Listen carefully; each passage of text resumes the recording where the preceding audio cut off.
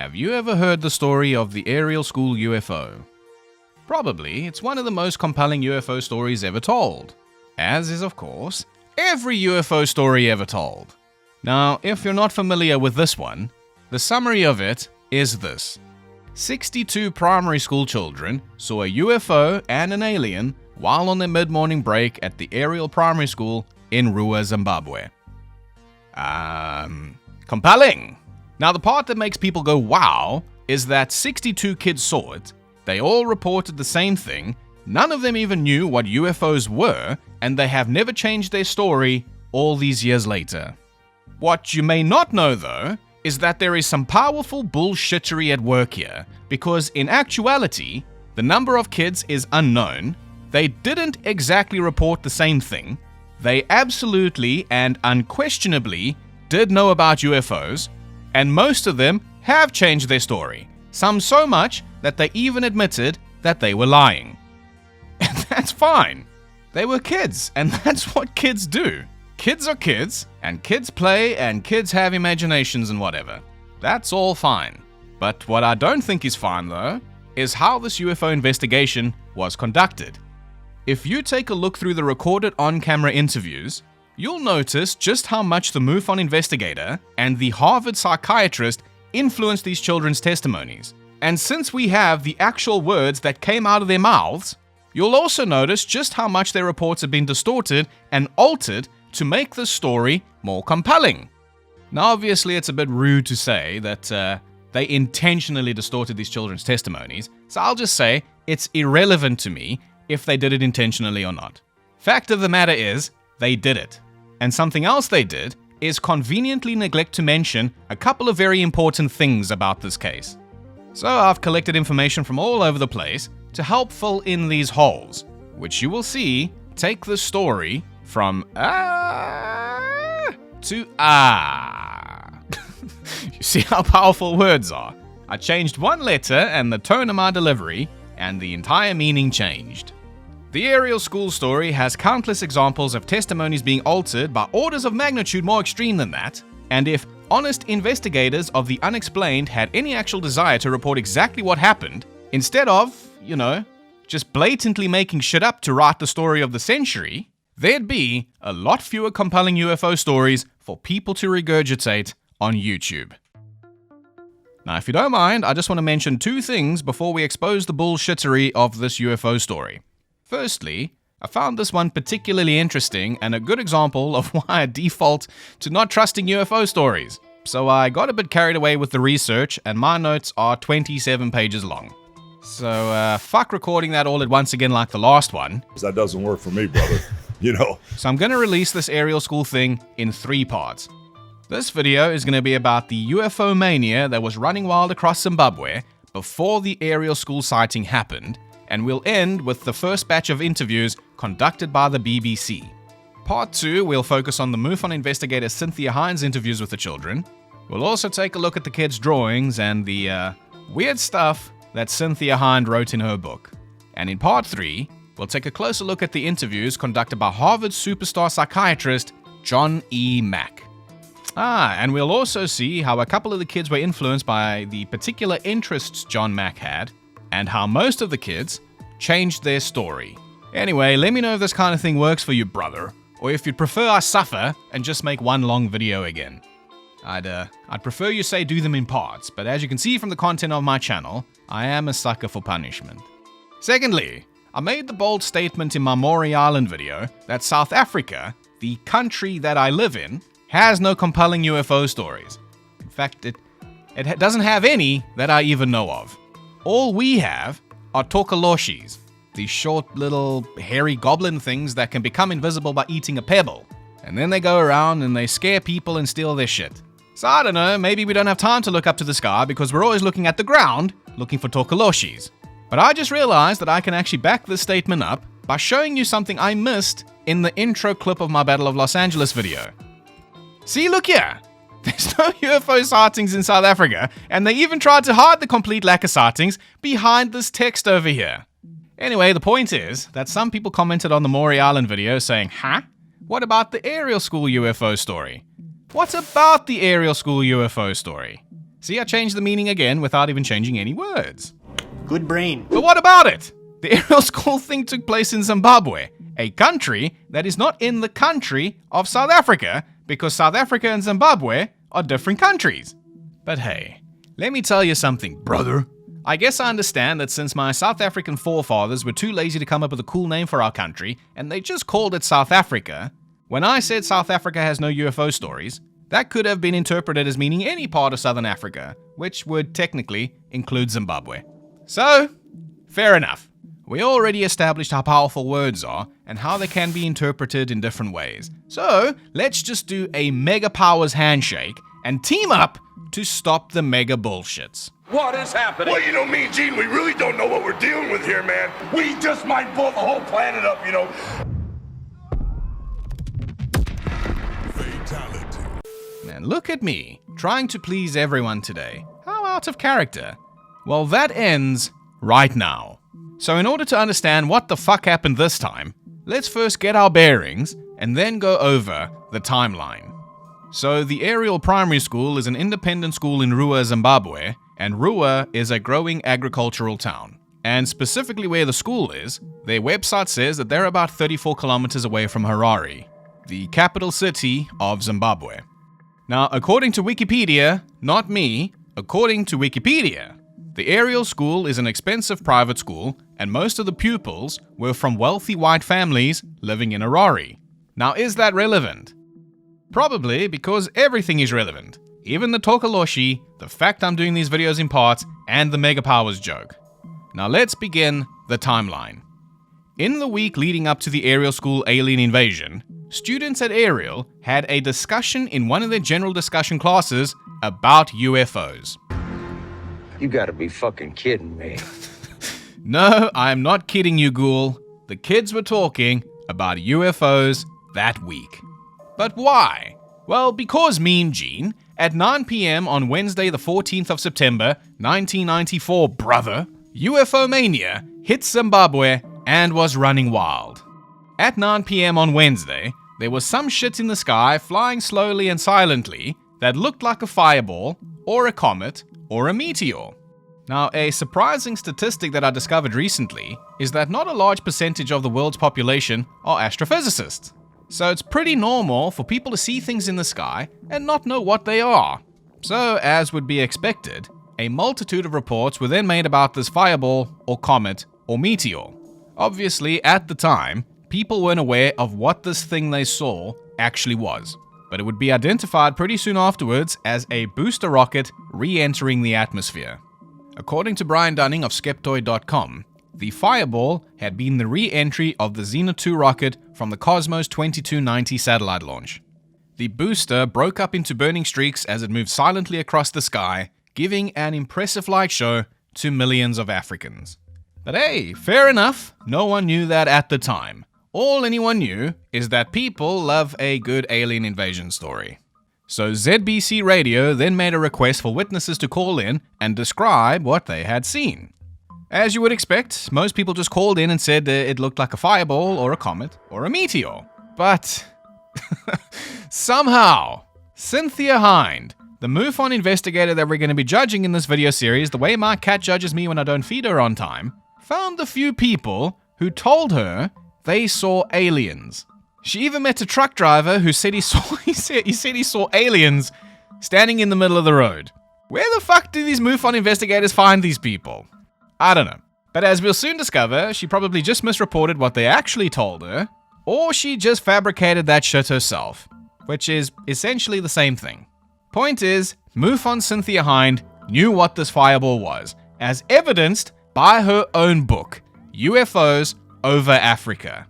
In this book, she concludes that because some of the accounts of a UFO were sincere, there must have been a Russian rocket and also an alien spacecraft watching over it. What the fuck?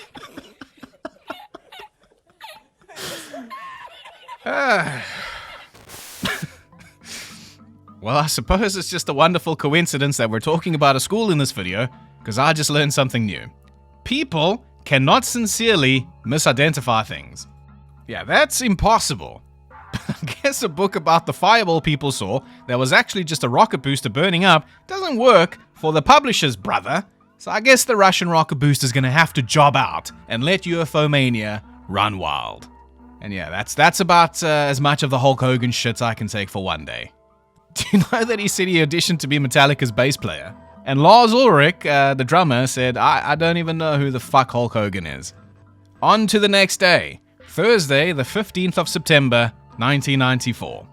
On this day, a handful of pupils at Ariel Primary School apparently saw a UFO in the sky. Some of them said that it looked like a pencil or a cigarette or a circle with a flashing light at one end. Here's what one of the kids said, quote, "The day before the spaceship came, my friends and I were sitting in the playground, and one of my friends, her name's Emily, she looked up into the sky and she said, 'Oh, there's a UFO.' It flew along for about a minute or so, and then it disappeared." In case you were wondering, no, this is not the actual sighting. The kids didn't actually report this at the time either, and they would only mention this later when talking about the famous sighting, which would only occur the next day. But as is of course tradition in UFO stories, these reports all got merged together to make something more compelling, which ironically makes it less compelling when you find that out. Why don't people mention the sighting the day before? Well, why would you mention the one the day before when you could merge it with the actual one? And you know what? I'm willing to bet that that's not even the real reason. The real reason that they don't mention it is because it clearly suggests that UFOmania was on the kids' mind and running wild. Sorry, I pulled a Hulk Hogan and lied about there being no more Hulk Hogan references. But with regards to what the children actually saw on Thursday, it sounds like a plane to me, but I don't know. Maybe it was a fucking alien. Who cares? No one, apparently, because they never talk about this sighting. They only talk about the Friday sighting, which is what we're going to move on to now. Now, the famous sighting happened at about 10 a.m. on Friday, the 16th of September, 1994, when the kids at Ariel went out for their mid-morning break. At the same time, the staff at Ariel were inside having a meeting. So no, there were no adult witnesses to this extraordinary event. According to the queen of UFO debunkers, Charlie Weiser of $3 Kit, at 10:15 a.m., children at Ariel Primary School run screaming for the teachers after seeing what they believe is a UFO and aliens. Now, as I mentioned earlier, the reports made by the children are quite different. And I know that there are people that say otherwise, and I genuinely cannot understand how. The only way I can rationalize that is by assuming that they have just not watched or read the interviews. But anyway, the gist of the sighting is this. 62 children supposedly saw a UFO glinting or glowing or sparkling in the trees about 100 meters away from the school. Although the actual quantity of kids is unknown, and the distance to the trees has been confirmed to be at least 220 meters. So how the fuck anyone can make out details of anything that far away, I don't know. But let's not interrupt the most compelling and most detail-oriented UFO story ever told, because it's just about to get good now. Soon after spotting this thing glinting in the trees, 0, or 1, or 2, or 3 beings emerged, depending on which kid you ask, and they walked around in slow motion, doing nothing particularly interesting, and then they telepathically communicated messages about the environment to the kids. It pretty much just said pollution's bad. And then they got back into their 1 UFO, 2 UFOs, or several UFOs, depending on which kid you ask, and disappeared. They didn't fly away, they just disappeared. And yeah, that's really about it. So yeah. Well, that was certainly compelling. But to the surprise of the entire universe, the reports of alien visitors were dismissed by the staff. How rude. Now, if you're already familiar with the story, you know that the children all drew the spaceship that they said they saw. But let me ask you this. Do you think that they drew the spaceship now? Right now, after just seeing this thing? Do you think that they drew it on Friday, the 16th of September, 1994? No, they did not. They did not draw their spaceships on Friday. I know people like to say that they drew them now. That is fucking bullshit. They drew them on Monday. Moving on, according to Charlie Weiser again, a little later at like 1 or 2 p.m., the parents come to pick their kids up at school. All the kids are talking about this bullshit, and the parents decide, okay, let's go walk out there and look for a landing site. They did not find a landing site. My disappointment is immeasurable. And my day is ruined. Now, we'll be referring a lot to Charlie Weiser again for this UFO story because she is the queen of debunking UFO stories. She's also a member of the Mystorian's official Pap of Approval Club, which means I trust and respect her opinion, because unlike ufologists, Charlie is able to present evidence, and her evidence suggests that there is some powerful bullshittery at work here. So obviously, the parents found jack shit when they went to go look for a landing site, but one way or another, at 2 p.m. on Friday, this alien invasion story is somehow relayed to a guy named Tim Leach, a BBC correspondent in Zimbabwe. Tim then calls MUFON investigator Cynthia Hind because apparently they were friends. Tim and Cynthia then arrange a visit to the school for Monday or Tuesday, but it would appear that the staff still thought that this was a bunch of bullshit because according to the WA files, at some point on Friday, Cynthia recommends that Tim calls Harvard superstar Johnny Mack. So Tim leaves John a voicemail saying we're having difficulty being taken seriously in spite of being the BBC. I don't know, I think they should have stuck to their gut feeling, cause imagine trying to enroll your child at this school now, and when you search for it online, all you get is this bullshit about UFOs and aliens. Well, it's too late now, but because Johnny Mack is such a big part of the reason that people have come to the determination that the Ariel School UFO is legit, we're gonna go on a side quest first to see why it's kinda concerning that John E. Mack was involved at all. Now, Cynthia Hind met John Mack at a UFO conference the year before in 1993, and Harvard superstar John Mack was at this conference because he had recently begun his decade-long study of alien abductees. And through his incredible superpowers of psychiatry, he was quoted by his biographer as saying, "This is what I do. I'm a psychiatrist. I talk to people all the time. I kinda judge when they're telling me the truth and when they're, not making up a story." Amazing. The very concerning thing, though, is that Johnny didn't actually have any powers. Are you shitting me? You don't have any powers? Just incredibly handsome. Proof of this is that in April of 1994, so like 5 months before the alien invasion happened in Zimbabwe, a Boston journalist named Donna Bassett became interested in Johnny Mack's research, and according to James Woolworth writing on Time.com, Donna started reading stacks of books and articles on UFO abductions. Donna made up some elaborate story of otherworldly encounters involving her family going back to the 11th century.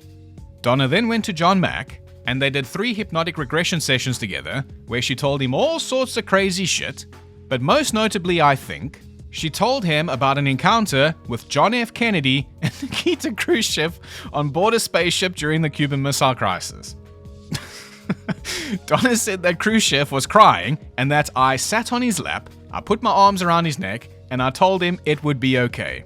After hearing this shit, John Mack became so excited that he leaned on the bed so hard that it collapsed.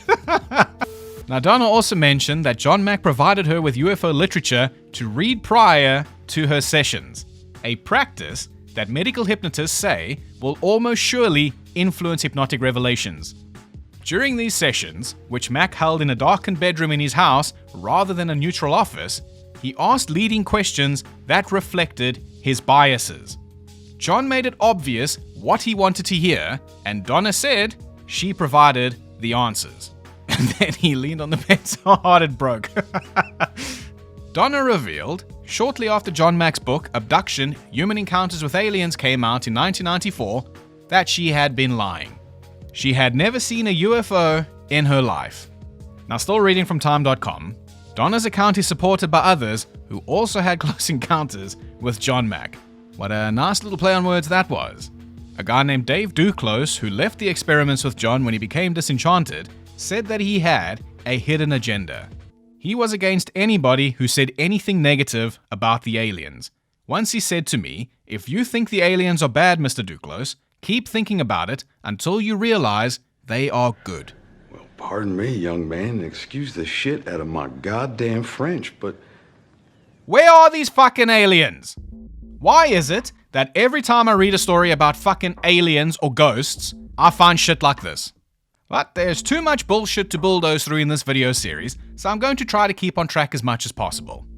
Reading from Time.com again, but what of the surprising consistency of the stories Mack elicited? Well, a guy named Fred Frankel, a Harvard Medical School professor and a psychiatrist, said that Dr. Mack is ignoring the high level of suggestion and imagery that surrounds the way in which he deals with these people.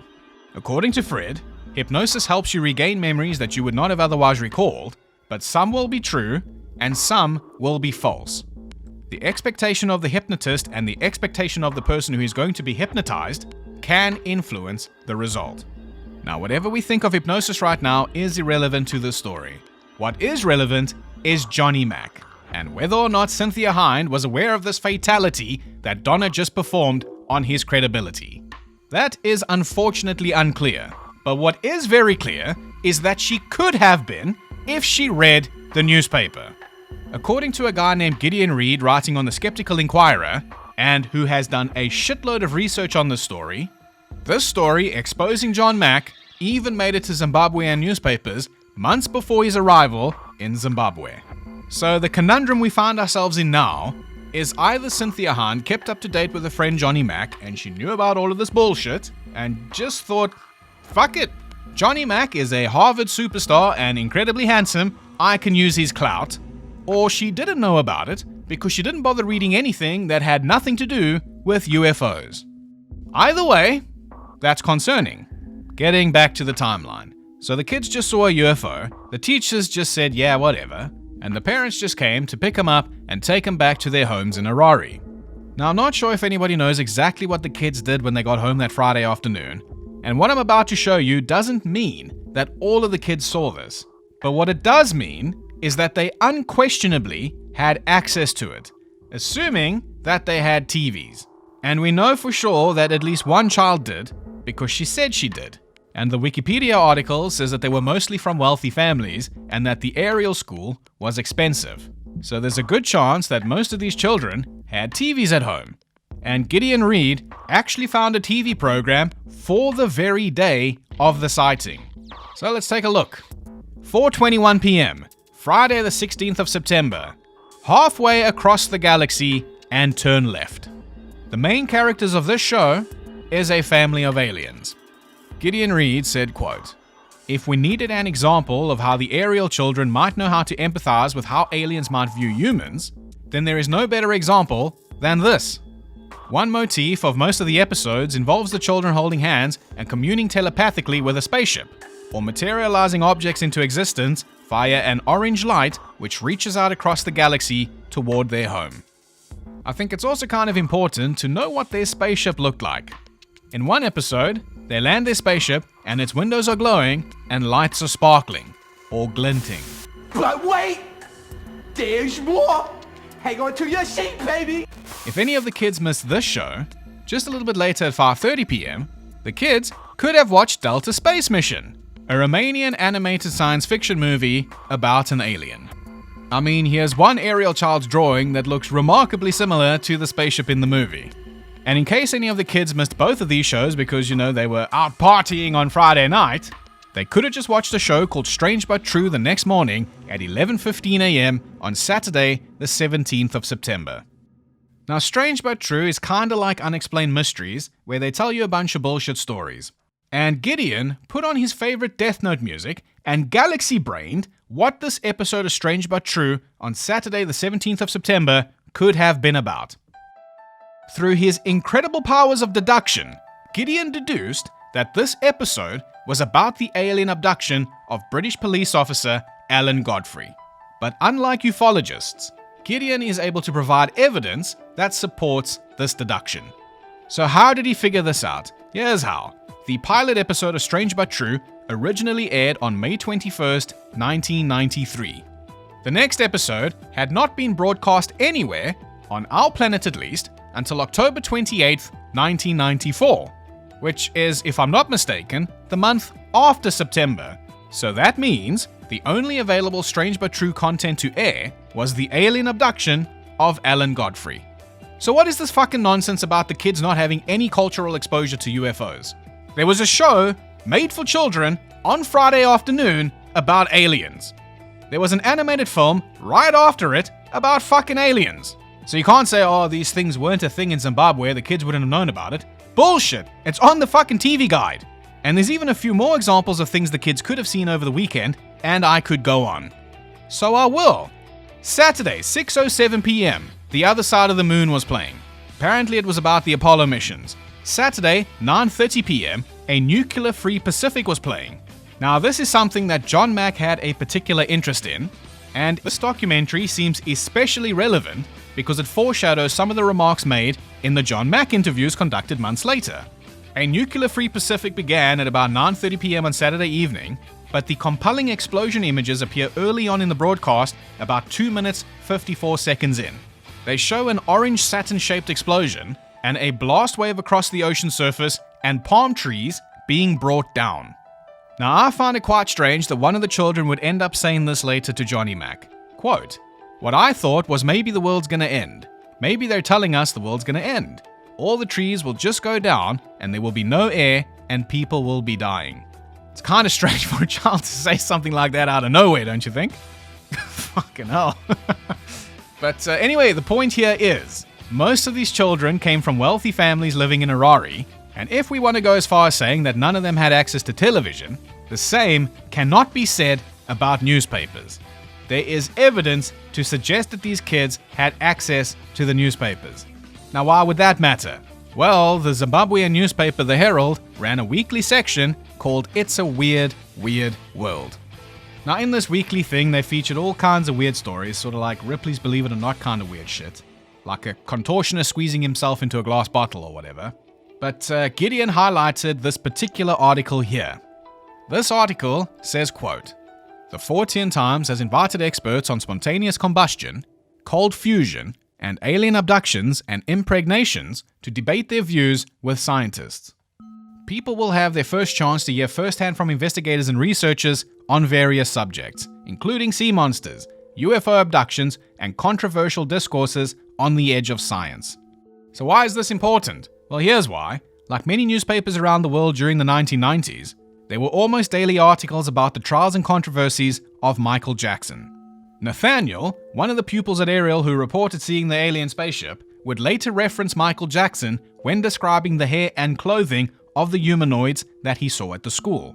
So again, the point here is, these children who saw this UFO unquestionably would have had easy access to information and pop culture shows about UFOs.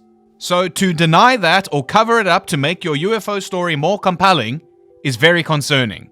Anyways, let's get back to the timeline. So over the weekend, Cynthia Hine calls to talk with Alison Kirkman. Now Alison worked in the tuck shop and she was the mother of one of the kids that apparently saw this bullshit. And according to Cynthia's book, UFOs Over Africa, Alison is quoted as saying, "Luke ran into the shop shouting that a UFO had just landed beyond the school's grounds. He said there's a little man running around in a one-piece suit with a band around his head. Come quickly and see." Cynthia then spoke to 3 of the children, and then she called the headmaster of Ariel at the time, a guy named Colin Mackey, and then Cynthia says that she made the suggestion to Colin that he should get the children to draw what they saw. So there you go, from the horse's mouth, the children did not draw their spaceships on Friday. So moving along to Monday, the 19th of September, Tim Leach of the BBC visits the school at about noon, and he starts off by interviewing the headmaster. Colin tells Leach, quote, "We asked them to draw pictures of what they saw this morning, what they saw on Friday. And this confirms that the drawings were drawn on Monday, 3 days after the event, and not immediately afterwards, as is often reported." So what does this mean? Well, the kids had more than enough time to read about, talk about, and watch shows that contain imagery pertaining to UFOs and aliens. If they didn't, that's still more than enough time for these thoughts and ideas to grow and alter their depictions of what they said they saw. Right, so Tim Leach then goes on to interview 3 children. Now, because I'm thorough, I want to go over this whole interview and add my 2 cents in at certain parts that stand out. So Tim Leach interviews a kid named Guy and 2 young girls named Oriana and Kaylee. And let me just emphasize heavily here that this is the very beginning of the interview. The very first question that Tim asks Guy is to tell him what he saw on Friday. Guy says, quote, "It looked like it was glinting in the trees.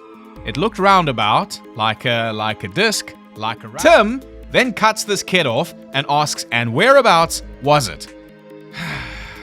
Tim Leach, bless his heart, just failed to follow 2 of the established guidelines of interviewing children within the first 5 seconds of this interview.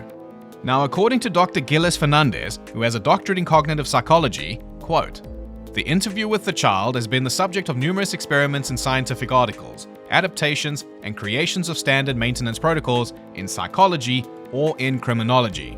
And these studies have been done in order to avoid or minimize many biases that manifest themselves during these interviews that pollute the testimonies."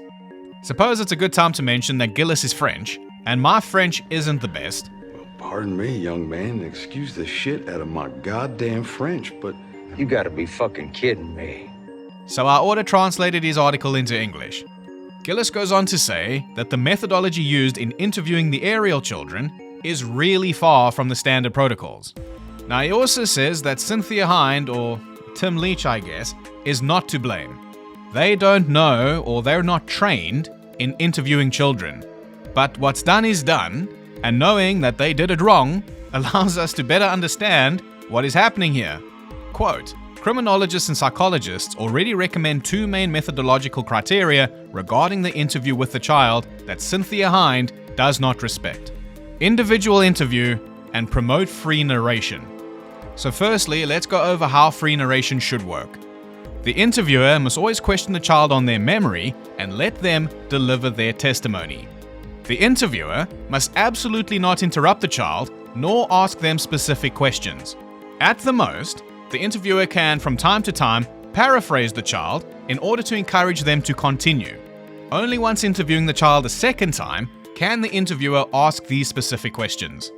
Okay, secondly, the interview with the child must be done individually. And like Gilles has put in parentheses here, also with a particular procedure. Look at me using all my big words today.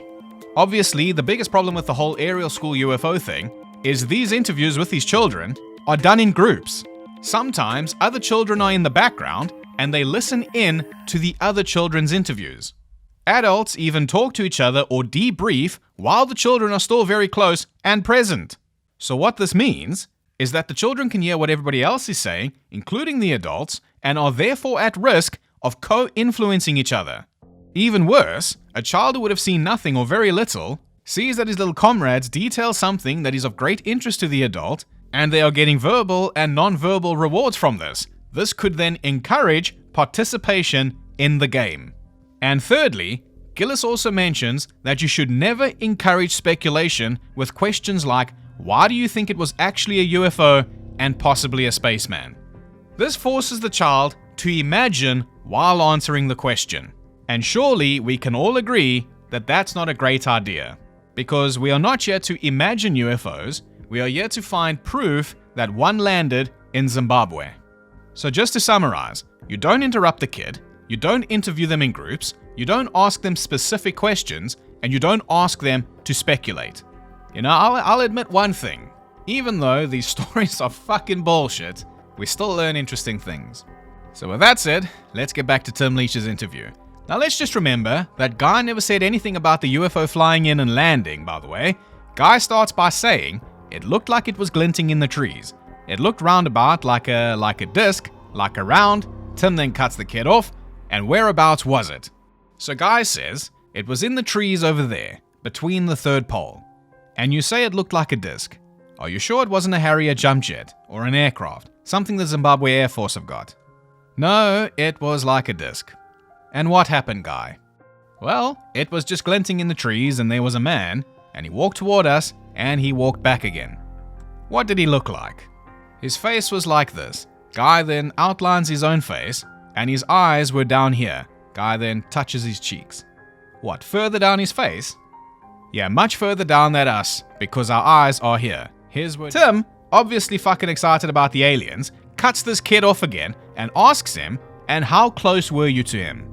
Guy says, well, I was like at the back because I had just been finished in the classroom and I was quite at the back. So all the other kids were in the front. Tim then asks, you don't think it was somebody in a fancy dress doing a prank or something? No. Now this young lady named Oriana jumps in here and she says, I saw the same as Guy, but under the silver glittery thing, I saw this black, looks like a stick, but was very thin. Tim asks, a man? Oriana says, I don't know what it was, but it was very thin. all I saw was a long thing on a silver thing. Guy then jumps back in and he says he was very, very thin. Tim then asks, don't you think he was a black Zimbabwean man? Tim, my bro, Oriana just said she didn't know what it was. She said all I saw was a long thing on a silver thing. Tim, however, just fucking ignores what she says and asks, don't you think he was a black Zimbabwean man? The fuck are you doing here, man? In this case, Oriana is exposed to Guy's report of a man walking towards them, which she clearly did not see herself. And this could, at the very least, reinforce or plant the idea that they did in fact see a thin man walking towards them. What a shitload of fuck! Guy then answers Tim's question about it being a black Zimbabwean man by saying, no, not really. He wasn't very, very dark. He was very, quite lightish, and he was very thin. So Tim then asks, how tall about? What, do you want it to be small? Like a little grey alien? Also, the kids said that they were about 100 meters away from this thing, which was actually measured out to be 220 meters away. So how the fuck are they supposed to even be able to tell how tall this thing is? But anyway, Guy says about, say, there. Guy holds his hand up, and it measures out to be something like 5 foot 6 inches. So clearly, Guy just guessed, which is not a knock on him, and nobody should say anything shit about these children. They're just children, and they're being asked very weird questions. So anyways, Tim confirms with Guy, so just a bit taller than you. Well, yeah. Tim then asks, why do you think that this was something different? This wasn't some helicopter from the Zimbabwe Air Force and just some guys playing a joke.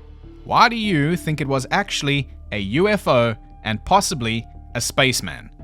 Yeah, great fucking idea. Let's encourage the children to speculate why they think it was a UFO and an alien. I'm sure that that is very helpful here. Guy's response is it was just because it was. Somebody wouldn't just be playing around and just be on the ground all of a sudden. Amazing. He could have possibly just confirmed in his mind that there is no other explanation for what he saw. Well done, Tim. Tim then asks, did it make any noise, this thing? Not really, no. And it landed. Something landed. Did you see it land? No. It was in the trees over there, like in the trees, like glinting. And like there was somebody on the ground. And then what happened? And then he walked towards us, and he walked back again, and they just went. How? How did they go? It just went all of a sudden. What, like a helicopter? No, just went. Which way? Down. More down into the valley. At about what height? Quite high. Tim then interrupts this kid again. And look, man, Guy didn't say anything about height. He said it went down, more down into the valley. But even though I feel like Tim solicited this response from Guy, he didn't even let him finish what he was saying. He just cuts him off again, and then Tim asks, and then what happened? Bro, you would know that if you let Guy finish. Well, Guy answers the question, and he says, and then it didn't come back again. Tim then looks at the girls and says, did you see that as well? The girls say yes, and Tim says, great. Great! I bet you're over the fucking moon right now and can't wait to put the story on the BBC. Well, that concludes the investigation that was done on Monday, the 19th of September, and I think this is a good place to take a break. In the next video, we'll cover Tuesday, the 20th of September, which is pretty much going to cover the entire Cynthia Hind investigation. So we'll take a look at her interviews with the kids, we'll take a look at the kids' drawings, and we'll point out all the fucking bullshit that she put in her book to create the most compelling UFO story ever. Well, that's gonna do it for part 1. Better come back for part 2, because that's when shit gets good. And, yeah, that's really about it. See ya.